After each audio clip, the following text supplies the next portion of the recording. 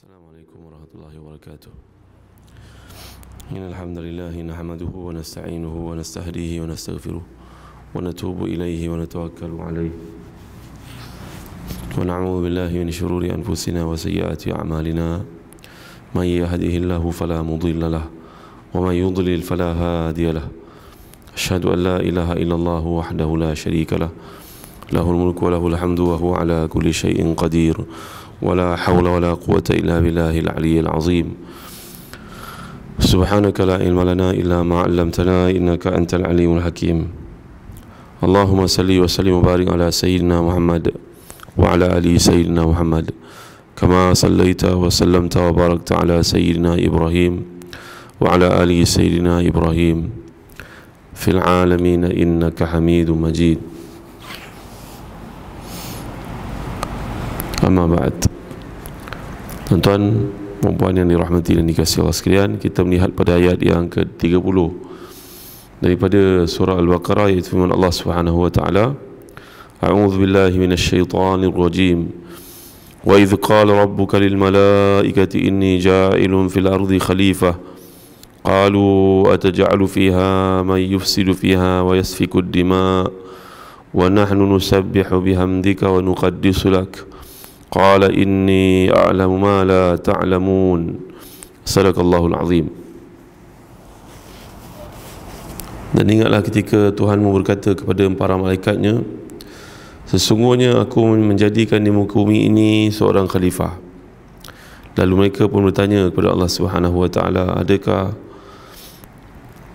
Allah Subhanahu wa taala engkau akan menjadikan di bumi ini seseorang yang merosakkan padanya, menumpahkan darah, sedangkan kami ini bertasbih kepadamu, memujimu, menyucikanmu. Lalu Allah Subhanahu wa taala menjawab, sesungguhnya aku mengetahui apa yang kamu tidak ketahui. Baik, sekarang masuk kepada hakikat penciptaan manusia dalam ayat ini, iaitu Allah Subhanahu wa taala punya dialog di alam malakut yang kita tak nampak, kita pun tak tahu di mana.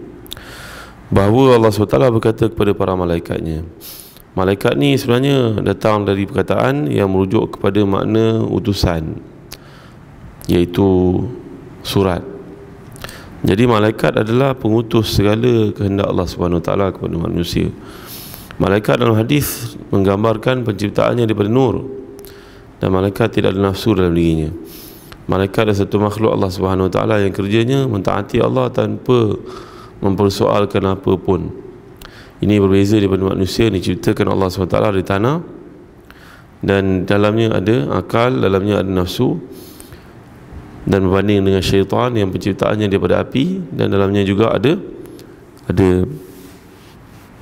nafsu. Jadi malaikat ini berdasarkan kepada hakikat pengalamannya, merasakan bahawa bagaimanakah Allah menciptakan satu makhluk yang akan bunuh satu sama lain, akan membuat kerosakan kat muka bumi. Kerana pada masa itu pengalaman disebut para ulama tafsir, barangkali jin yang berada di muka bumi, mereka ni yang buat jahat. Lalu pada tanggapan malaikat ini, kalau Allah SWT menjadikan manusia pula, maka perkara yang sama akan berlaku. Dan malaikat-malaikat ini juga diutuskan ke bumi untuk mengambil tindakan kepada jin-jin yang melakukan kerosakan kat muka bumi. Jadi apa yang mereka fikirkan adalah manusia juga akan buat benda yang sama, merosakkan muka bumi, bunuh-bunuhan satu sama lain dan sebagainya. Tapi Allah SWT telah pun menjelaskan sini, khalifah. Khalifah ni datang perkataan khalf. Khalf ini maknanya belakang.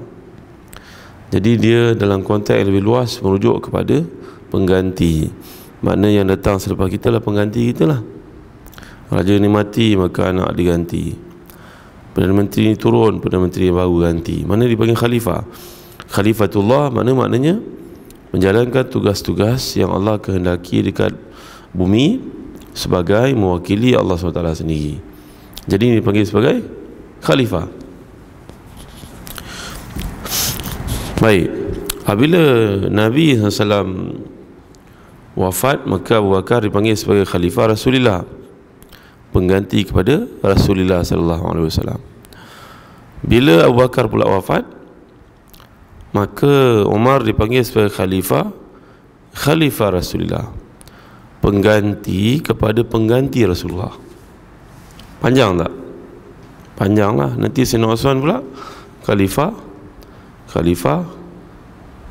Abu Bakar, pengganti kepada pengganti yang pernah menggantikan Abu Bakar, iaitulah pengganti kepada Rasulullah. Panjang, tuan.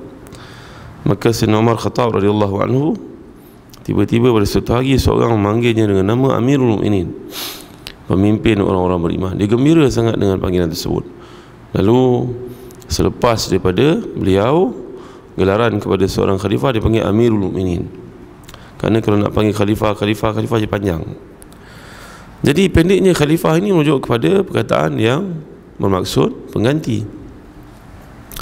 Maka pengganti kepada Allah SWT ini sepatutnya menjalankan tugas-tugas yang Allah kehendaki. Terus Imam Mawardi mengatakan salah satu maksudnya iaitu iqamatuddin wa siyasatud dunya bihi.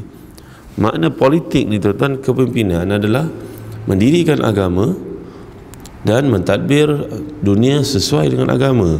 Maknanya pengganti Allah lah tu. Allah mengajar kita bagaimana kehidupan bermasyarakat begini, Allah mengajar kita kehidupan ekonomi begini, Allah mengajar kita kehidupan perkahwinan begini, Allah mengajar kita kehidupan pertanian begini, Allah mengajar kita kehidupan bermuamalat ataupun berurus niaga begini. Maka inilah sepatutnya yang manusia faham. Dan bila zaman berzaman Allah mengutuskan Nabi Rasul untuk membawa apa yang Allah kehendaki itu. Kalaulah manusia menggunakan akal fikirannya yang singkat, seperti yang pernah kita bincangkan dahulu, maka tentulah dunia ini akan rosak. Kerana setiap negara, setiap tempat dia ada ideologinya sendiri, dan melihat dari perspektif yang berbeza-beza, maka tak akan selesai masalah, tuan-tuan. Di barat setengah negara membenarkan perkahwinan sesama jenis, yang lain tidak membenarkan. Melihat padanya ada mafsadah, ada kehancuran, kerosakan, bahaya yang sangat besar. Ya, maka kita perlu kepada satu kuasa neutral yang memang tidak ada kepentingan, yang akan mengajar kita cara pelaksanaan yang paling betul. Tambahan pula, yang disifatkan sebagai neutral ni adalah Allah SWT yang mengetahui tentang apa yang kita lakukan. Macamlah diumpamakan kita beli kereta, kita pandai betul kereta, kita beli kereta ni rosak, kita pun pening, macam mana nak betul ya? Apa yang kita buat, tuan-tuan? Kita cek balik manual dia, buku panduan yang pernah dibekalkan, iaitulah disediakan oleh pembuat kereta itu, kerana dia yang sangat mengetahui tentang selok-belok kereta ini. Itu juga apa jua benda yang kita miliki hari ini perlu kepada penciptanya yang bagi kepada kita gambaran apa masalah ni, bagaimana menyelesaikannya. Ini kan pula kita manusia yang sangat kompleks, yang kita cuba untuk mencipta satu penyelesaian, sedangkan Allah yang maha berkuasa yang menciptakan kita, dia telah letakkan penyelesaian tersebut. Contoh yang sering dibawakan oleh para ulama, iaitulah tentang larangan, sebagai contohnya riba. Kenapa larangan riba ni? Kerana riba adalah satu sistem yang unfair kepada manusia. Iaitulah satu pihak yang telah kaya memberikan pinjaman kepada orang yang miskin, dan dia berbunga-bunga mendapat keuntungan tambahan-tambahan. Si miskin ni tak pernah selesai masalah hidupnya, sentiasa pinjam untuk tutup yang pinjam, yang tak habis bayar pun kena interestnya lagi. Maka tak pernah selesai, tuan-tuan yang dimuliakan Allah sekalian. Begitu juga zina. Mengapa Islam tidak benarkan? Kerana perzinaan ini akan menyebabkan anak-anak luar nikah yang lahir dan masalah berlaku, dan penyakit yang tidak ada cara untuk mengatasinya pun menimpa manusia. Orang tak bersalah pun akan dijangkiti. Maka itu dia. Pencuri, mengapa dipotong tangannya? Kerana Allah mengkehendaki dipotong tangannya, yang lain mengambil pengiktibaran. Maka akan kuranglah orang nak mencuri kerana malu. Manusia ni kalau sifat pada maruah dirinya, dia merasa sangat malu pada satu perkara itu lebih daripada hukuman yang lain. Kalau orang tak ada tangan, maka semua akan sebut bapa ada dulu pencuri, itu sebab dipotong tangannya. Dulu dia ada tangan. Maka ini cukup untuk menyebabkan manusia mengelakkan diri mereka daripada melakukan perkara-perkara yang Allah benci. Sedangkan manusia pada ini mengatakan tindakan ini zalim, maka mereka mengadakan penjara-penjara yang banyak untuk menyimpan orang-orang masalah ini. Tak selesai masalah, tuan-tuan dimuliakan Allah sekalian. Jadi itulah sebab Allah menggambarkan kat sini, ini ja'ilun fil ardi khalifah. Khalifah maknanya yang dapat mentadbir dunia ni sesuai dengan kehendak Allah SWT. Malaikat mempersoalkan perkara ni bukan di atas dasar mempersoalkan dalam arti kata mempertikaikan, tidak. Tapi malaikat bertanya, sekiranya ada galang ganti, ada tak perkara lain yang boleh Allah SWT buat dalam pengetahuan kami, kalaulah ada orang yang duduk kat bumi, maka dia akan buat kerosakan. Allah telah mengetahui sejak azali lagi bahawa Adam dan juga Hawa akan tersilap memakan buah daripada pokok yang terlarang. Dalam pengetahuan Allah SWT, walaupun bukan Allah yang mengenakan perkara itu kepada mereka, makan biar engkau dicampak ke bumi, tidak. Yang buat pilihan itu adalah Adam dan juga Hawa. Kita akan lihat ayat-ayat yang kelak bincang tentang perkara ini. Jadi sebagai satu, Allah SWT bersifat dengan segala kesempurnaan ilmu, maka Allah mengetahui. Umpama kita pada hari ini berkata kepada anak-anak, ayah nak pergi ke pantai Polisen, siapa nak ikut? Tentulah semua nak ikut kan, walaupun perkara itu belum berlaku lagi.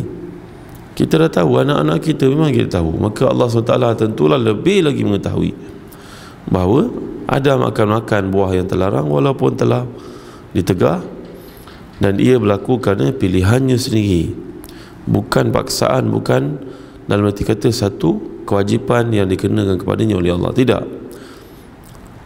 Dan perspektif ini ada bezanya di antara orang Islam dengan orang Kristian, seperti yang akan kita lihat dalam ayat-ayat yang mendatang insya-Allah.